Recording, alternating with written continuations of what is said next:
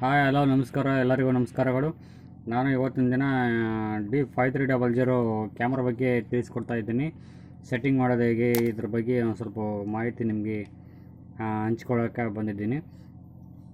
ಇಲ್ಲಿ ನೋಡಿ, ಇದು D5300 ಅಂತ ನಿಕಾನ್ ಕ್ಯಾಮ್ರಾ ಇದೆ. ಸೆಟ್ಟಿಂಗ್ ಮಾಡೋದು ಹೇಗೆ ಅನ್ನೋದ್ರ ಬಗ್ಗೆ ಹೇಳ್ತಾ ಇದ್ದೀನಿ. ಇದು ಆಫು, ಇದು ಆನು, ಸ್ಕ್ರೀನು ಮ್ಯಾನ್ಯಲಲ್ಲಿ ಇಟ್ಕೊಂಡಿರ್ಬೇಕು ಮೊದಲೇ ಕ್ಯಾಮ್ರಾನು. ನಂದು ಆಲ್ರೆಡಿ ಮ್ಯಾನ್ಯಲ್ ಇದೆ, ನಿಮ್ಮದು ಇಟ್ಕೊಳ್ಳಿ. ಇಲ್ಲಿ ಸೆಟ್ಟಿಂಗ್ ಬಟನ್ ಇದು. ಬ್ರೈಟ್ನೆಸ್ಸಸ್ ಸ್ವಲ್ಪ ಜಾಸ್ತಿ ಮಾಡೋಣ, ಮಾನಿಟರ್ ಬ್ರೈಟ್ನೆಸ್ಸಸ್.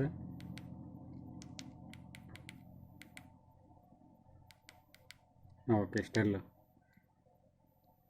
ಓಕೆ.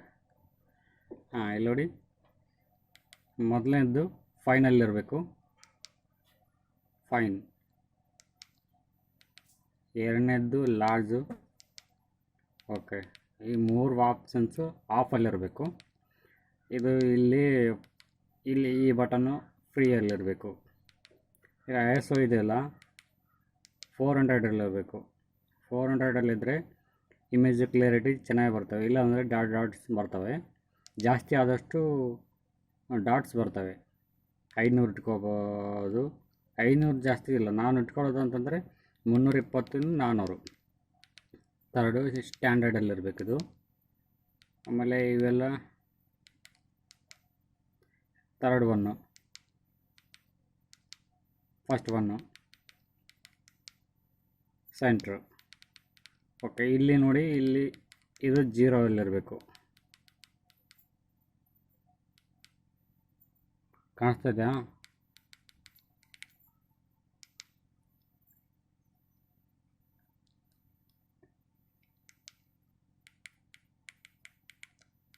ಜೀರೋ. ಇದನ್ನು 0 ಓಕೆ, ಇಲ್ಲಿ 200 ಇದೆ ನೋಡಿ. ಈ 200 125 ಆಗಿರಬೇಕು. ಈ ಬಟನ್ ನೋಡೋದಲ್ಲ, ಈ ಬಟನ್ ಹಿಡ್ಕೊಂಡು ಈ ಬಟನ್ ಇದೆಯಲ್ಲ, ವೀಲ್ಸ್ ತಿರುಗಿಸ್ಬೇಕು. 160 125 ಅದು 125. ಓಕೆ, ಇಲ್ಲಿ ಮಿಡ್ಲು ಫೋಕಸ್ಸು ಆಪರ್ಚುನಿಟಿ ಜಾಸ್ತಿ ಮಾಡಬೇಕಂತಂದರೆ ಈ ಮಿಡ್ಲು ಬಟನ್ ಇದೆಯಲ್ಲ, ಇಲ್ಲಿ ಕಾಣಿಸ್ತಾ ಇದೆ ನೋಡಿ.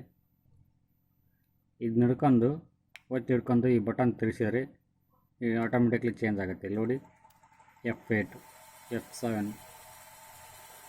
ಓಕೆ, ಸ್ಟಡ್ ಇಲ್ಲ. F8 better quality.